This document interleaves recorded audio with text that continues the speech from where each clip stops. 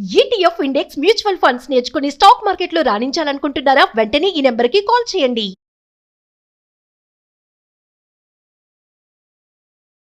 నమస్తే రమగారు. నమస్తే జయ. రమగారు, మానవ జన్మ దీనికి సార్థకత ఏంటి? వచ్చాము, ఏదో ఆయన పంపించాడు, వచ్చాము, మళ్ళీ పిలుస్తాడు, వెళ్ళిపోతాం. కానీ ఈ జన్మకంటూ ఒక సార్థకత ఉండాలి కదా. దానికి మన మార్కుని మనం ఎలా వేసుకోవాలి?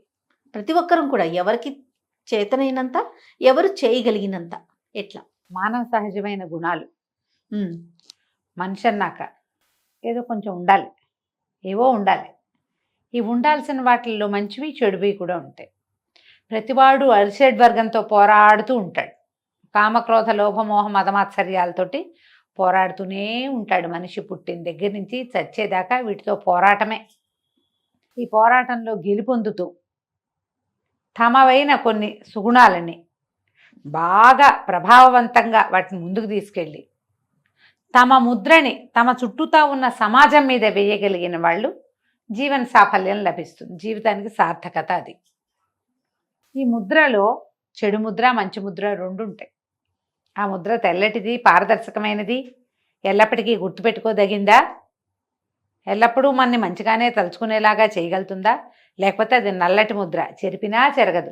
ఎన్నాళ్ళైనా వాళ్ళు మనకు శాపనార్థాలు పెడుతూనే ఉంటుంది మన చుట్టూతా ఉన్న సమాజం. చచ్చాడు కానీ లేకపోతే నా చేతిలో చచ్చేవాడు, ఇలాంటి మాటలు అంటారు. మనం అది చేస్తామా, ఇది చేస్తామా? ఇది మనం ఆలోచించుకోవాలి. ఇదేంటంటే రోజువారీ నేను నా ముద్రని సమాజం మీద వేయాలి, నేను వెళ్ళిపోయా కూడా నా పేరు మంచిగా తలుచుకోవాలి, నేను ఎప్పటికీ నా కీర్తి చంద్రికలు విశ్వవ్యాప్తంగా ఉండాలి, ఇవన్నీ ఆలోచించం జయ. మనం ఎలా మనని భగవంతుడు పంపించాడు, భగవంతుడు పిలుచుకుంటాడు అనే విషయాన్ని గ్రహించకుండా మన నాటకం మనం ఆడుకుంటూ పోతాం. ఈ ఆడే నాటకంలో నా వల్ల నేను ఒక మంచి అద్భుతమైన ముద్ర వేస్తాను, రేపు కూడా నేను ఉంటాను, అవన్నీ ఆలోచించరు. ఆలోచించకుండా జీవించేస్తూ ఉంటాం. తెల్లారిందా, తిన్నామా, పడుకున్నామా, లేచామా, మళ్ళీ తెల్లారి, ఇదే గోల. ఇందులో మళ్ళీ మనకి సంపాదన కోసము, జీవితం కోసము, సంసారం కోసము, ఫ్యామిలీ కోసము, జీవిక రోజువారీ తిండి తిప్పలు, వీటి కోసము, భవిష్యత్ తరాలకు సరిపడా సంపాదించడం కోసము, ఇదే కాకుండా నా మాటే గెలిపించుకోవటము, నేనే ముందుండటము, నాకు నచ్చేలా ఉండటము, నాకు నచ్చిందే చేయటము, నేను అనుకున్నదే జరగటము, ఇవన్నీ రటన ఉంటుంది ప్రతి వాళ్ళకి. అది ఉంటుంది, ఇది ఉంటుంది.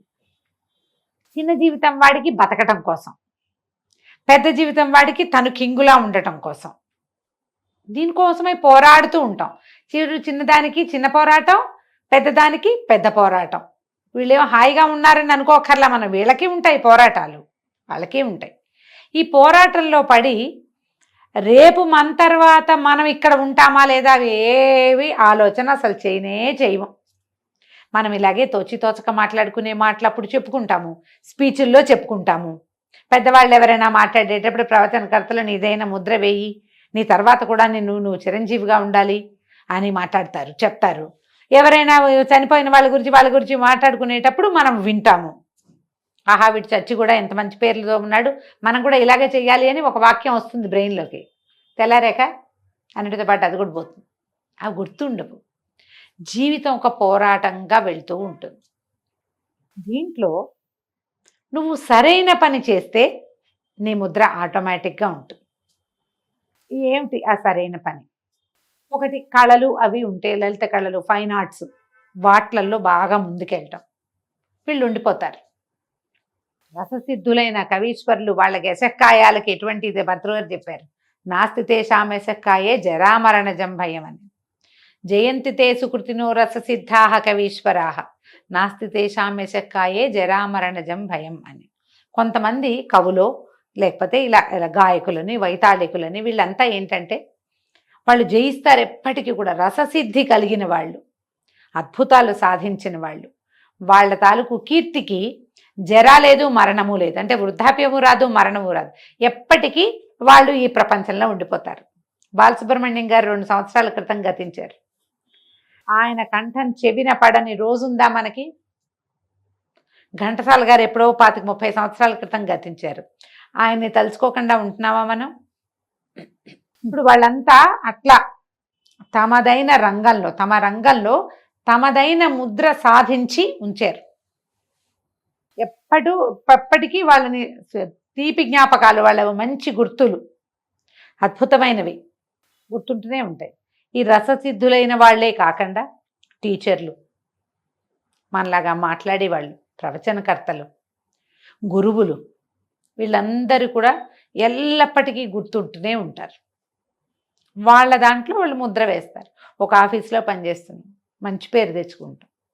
ఇదివరకు ఒక ఆయన ఉండేవారు, ఆయన చాలా బాగా చేసేవారు అంటారు, ఆయన వెళ్ళిపోయినా కూడా. అవును కదా, మా తాత చాలా మంచివాడు, మాకు అందరికీ అన్ని ఏర్పరిచి పెట్టాడు అని చెప్పుకుంటాం. ఫ్యామిలీలో కూడా మన ముద్రలు ఉంచుకోగలుగుతాం. ఇప్పుడు ప్రతి వాళ్ళు రససిద్ధులే కాలేకపోతాం, కానీ మనమున్న సమాజంలో మనని తిట్టి చీదరించుకుని అసహించుకుని మన పేరు పెట్టుకోవటానికి కూడా ఇష్టం లేని స్థితులు కల్పించుకోకూడదు. ఒక మనిషి జీవితానికి సాఫల్యం ఏంటంటే మరణించిన తర్వాత కూడా అదే మర్యాదతో అతని పేరుని తీసుకుంటుంటే, ఒకళ్ళైనా కనీసం ఒకరు బ్రతికుండగా ఏ మర్యాదని పొందాడో ఆ మర్యాదని మరణానంతరం కూడా పొందగలిగితే అది జీవితానికి సాఫల్యం. మనుషుల జీవితాలు అందుకు కావాలి. అవును, మనం ఏదో బతికాం ఉన్ననాళ్ళు ఏదో మన ఏడ్చాం లిచకపోయాం కాదు, అది కాదు. దానివల్ల ఏ సఫలత లేదు. అంటే చచ్చిపోయాక మనకు ఎలా తెలుస్తుందండి అని అనిపిస్తుంది కదా. కానీ మనతో పాటు సమాజం మొత్తం వచ్చేది, మన గుంపు కొంత ఇక్కడ ఉంటుంది, మనం పోయాక కూడా. వాళ్ళకి తలవంపులు చిన్నతనము కలిగించకూడదు. నువ్వు ఇప్పుడు వేరే వారి గొప్పతనం మనం ఎలా వింటున్నామో ఈ భూమి మీద, రేపు మనం వెళ్ళిపోయాక మన గురించి అట్లానే వింటారు కదా. అంటారు, వినాలి. అది అలా చేసుకోవాలి. మనం లేకపోయినా, మనం మరణానంతరమే కాదు, మనం ఇక్కడెక్కడో పనిచేసాం, ఎవరికో 4 మంచి మాటలు చెప్పాం, మనం లేనప్పుడు కూడా వాళ్ళు మనని మంచిగా తలుచుకోవాలి. ఎస్, అది జీవన సాఫల్యం. ఇప్పుడు ఎంతసేపు చచ్చిపోయాకే మాట్లాడుకుంటున్నాం, అవునవును, చచ్చాక కాదు. అవును, మనం ఇక్కడ ఉండంగానే, మనం వెళ్ళిపోయినా మన సౌరభాన్ని విడవగలిగి ఉండాలి. మనం వాళ్ళు ఉన్నారు, వాళ్ళు వచ్చారు, చేశారు, చెప్పారు, వీళ్ళకి చెప్పటం వల్ల మాకు బాగుంది, వీళ్ళు చాలా బాగా చెప్తారు, చాలా బాగా చేశారు, ఎంత సహాయం చేశారు, అన్నం పెట్టారు మాకు, ఇలాంటివి వెనక్కి ఉంచుకోగలగటమే మానవ జీవితానికి సార్థకత. ఎస్, పోతే పోతామమ్మా, ఎవ్వరూ నుంచుని కూర్చుని పేటేసుకుని ఇక్కడే కూర్చుని వాడు ఒక్కడు లేడు. ఎవరైనా ఒకటే దారి, అంతే. ఏ దారిలో వచ్చామో అదే దారిలో వెళ్ళిపోతాం కూడా. మన ముద్రని విడిచిపెట్టి వెళ్ళగలమా లేదా అనేది ఆలోచించండి తప్పకుండా. ఇప్పుడు ఈ జీవన పోరాటము, ప్రయత్నము, మన డాన్స్ మన నాటకం మనం ఆడేసుకుంటూ ఉంటాం. దీంట్లో కూడా ఒక మంచి చేయొచ్చు మనం. ఈ నాటకంలో ఎప్పుడు మంచి చేసే, సహాయం చేసే, ఒక మంచి మాట ఆడగలిగే అవకాశం ఎప్పుడు వచ్చినా దాన్ని తీసుకోండి. ఖచ్చితంగా. మన జీవితంలో మనం వెళ్ళేటప్పుడు ఎన్నో పొరపాట్లు, తప్పులు, ఇతరులను ఇబ్బంది పెట్టడమో, ఎవరో ఒకరిని ఇరుకున పడేయటమో, బాధ పెట్టడమో, ఏ సహాయము చేయకుండా వెళ్ళిపోవాల్సి జరుగుతూనే ఉంటాయి. అవుతాయి, మన మనుషులం కదా, జరుగుతుంది ఇట్లా. కానీ దీంట్లో కూడా ఎప్పుడైనా మనకి సహాయం చేయాల్సిన అవసరం వస్తే దాన్ని తీసుకోండి. అది మానదు, అది మనని మన వెనకాల నుంచోబెడుతుంది. తప్పకుండా ఆ నుంచుతేనే మానవ జీవితానికి సార్థకత. మనిషి అయి పుట్టినవాడు ఎవడైనా సరే ఇతరులకి సహాయపడాలి. భగవద్ధ్యానం చేయటము, ఇతరులకి సహాయపడము, మనం ఏ భూమి మీద పుట్టామో ఆ భూమికి కొంత మేలు చేయటము, ఎంతో కొంత, ఇవి అవసరం. ఊపిరి ఎలా తీసుకుంటున్నామో ఈ పనులు కూడా అలా చేయాలి. అలాగే చేయాలి. ఓ మొక్క పెట్టండి, ఓ మొక్కలకి సహాయం చేయండి, వాడికి ఒకడికో ముద్ద అన్నం పెట్టండి, ఒకళ్ళకో మంచి మాట చెప్పండి, మీకు వచ్చిన విద్య ఎవరికైనా చెప్పండి. చాలామంది అలా కూడా ఉంటారు, తమ ఏదైనా నేర్చుకుంటే ఎవరికి చెప్పకూడదు అనుకుంటారు, దాచేసుకుంటారు. విద్యలు దాచుకోవద్దు. మానవ జీవితానికి సాఫల్యం ఎప్పుడంటే మనం ఇతరులకి నేర్పగలిగినప్పుడే. మనం అట్లా దాచేసుకుంటే మనకి పురాణాలు అవి వచ్చేవా? అదే కదా. ఇప్పుడు వచ్చింది ప్రింటు, ఇది వరకు ప్రింట్లేవి. ఈ